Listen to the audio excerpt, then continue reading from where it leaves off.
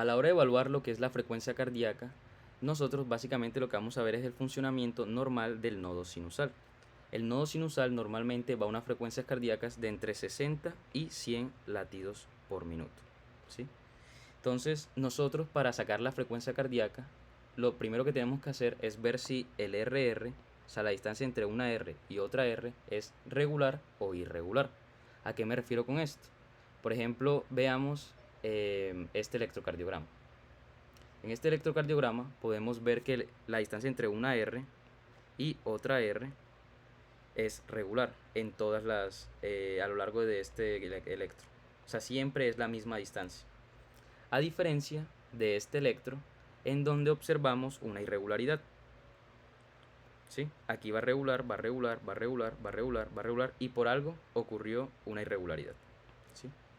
Entonces, una vez determinamos que el RR es regular, lo que vamos a hacer es ver la distancia entre RR, ¿sí? O sea, ver la distancia en términos de cuadros grandes.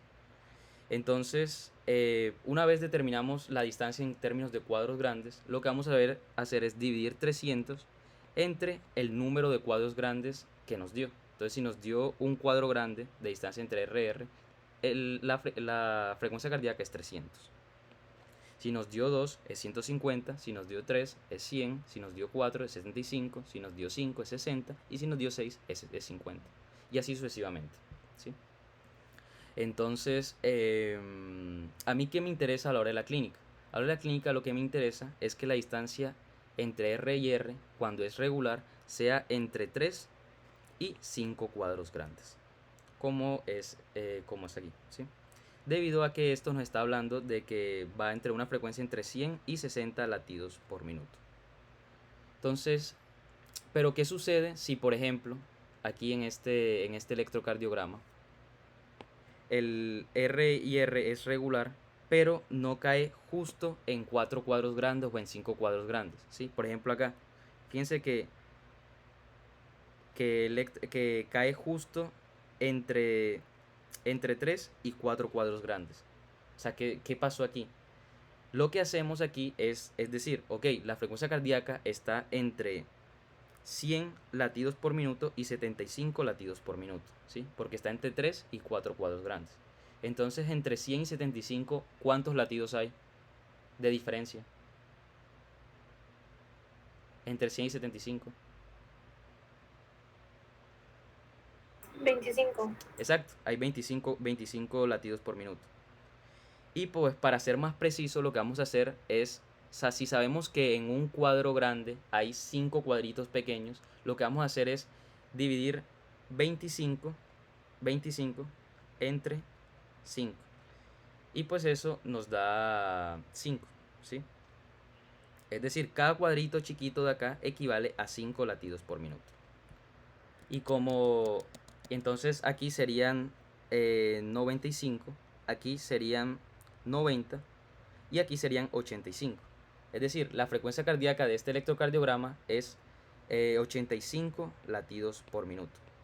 Para ser más exacto, si quieres ser quisquilloso. Si no, puedes decir el paciente presenta una frecuencia cardíaca de entre 100 y 75 latidos por minuto.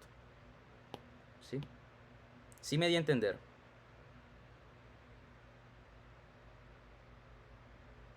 Sí. Listo. Entonces, ¿qué hacemos cuando el RR es irregular?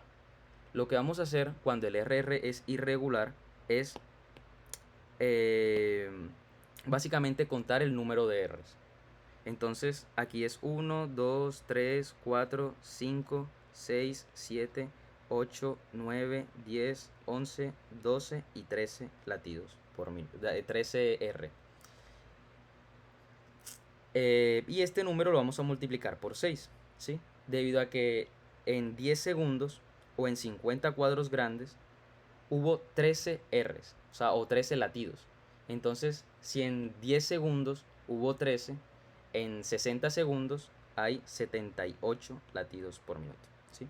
O sea, lo que vamos a hacer es, en 50 cuadros grandes o en 10 segundos, contar el número de Rs y eso lo multiplicamos por 6, ¿sí? O sea, el número de Rs en 10 segundos lo multiplicamos por 6 y eso nos da la frecuencia cardíaca. Esa sería la fórmula, más o menos. A la hora de sacar el eje cardíaco, lo que vamos a hacer es... bueno, el eje cardíaco es básicamente el promedio de todas las despolarizaciones. Es decir, se despolariza la aurícula derecha, la aurícula izquierda, los ventrículos y nos da un promedio de la sumatoria de todas esas despolarizaciones. La frecuencia, el eje cardíaco normal va entre menos 30 y más 90. Este es el eje cardíaco normal. Entonces nosotros lo que vamos a hacer básicamente va a ser ver dos derivaciones, que va a ser ver D1 y ABF, ¿sí? Porque nosotros lo que utilizamos es la teoría de los vectores. Si la conducción eléctrica se acerca a la cámara que graba, en este caso D1 y ABF, esto se va a graficar como positivo. Si se aleja, esto se va a graficar como negativo, y si es perpendicular, esto se va a graficar como isobifásico. Entonces, si D1 es positivo, es decir, se está acercando aquí, y si ABF es positivo, es decir, se está acercando aquí, esto podemos decir que el eje cardíaco está entre más 90 y 0 grados, es decir, es un eje cardíaco normal. Si D1 es positivo y ABF positivo, es un eje cardíaco normal. Pero si D1 es positivo y ABF es negativo, es decir, se está acercando a D1, pero ABF no se está acercando, es un eje cardíaco desviado hacia la izquierda. Y para que se acuerden de esto, D1 se escribe como una I, es decir, I de izquierda. D1 es positivo, ABF negativo, I de izquierda. Si D1 es negativo y ABF positivo, es decir, el eje está desviado hacia la derecha. Y si D1 es negativo y ABF negativo, el eje es extremo. Así es que se utiliza el método de los cuadrantes. El método de los cuadrantes es el método que tú vas a utilizar a la hora de la clínica, debido a que es muy práctico y es muy fácil de hacer. Simplemente es mirar dos derivaciones y ya con eso puedes determinar el eje. Cuando vemos el método isobifásico, lo que vamos a ver es tenemos que saber primero la perpendicular de las derivaciones. D1 es perpendicular con ABF, D2 es perpendicular con ABL y D3 es perpendicular con ABR. Lo segundo que vamos a ver es cuál es más isobifásico. Recordemos que cuando una conducción eléctrica ni se aleja ni se acerca, sino que es perpendicular, esto se va a graficar como isobifásico. Entonces eso es lo que vamos a utilizar. Entonces, por ejemplo, si ABL es isobifásico, nos vamos a la perpendicular de ABL, que en este caso es D2. Y como D2 es positivo, como es en este caso, el eje cardíaco está apuntando en justo más 60 grados. ¿Sí? Así es que se utiliza el método isobifásico. Ver cuál es más isobifásico, nos vamos a la perpendicular, y si la perpendicular es positiva, el eje está apuntando justo en esa derivación. Entonces vamos a comparar métodos.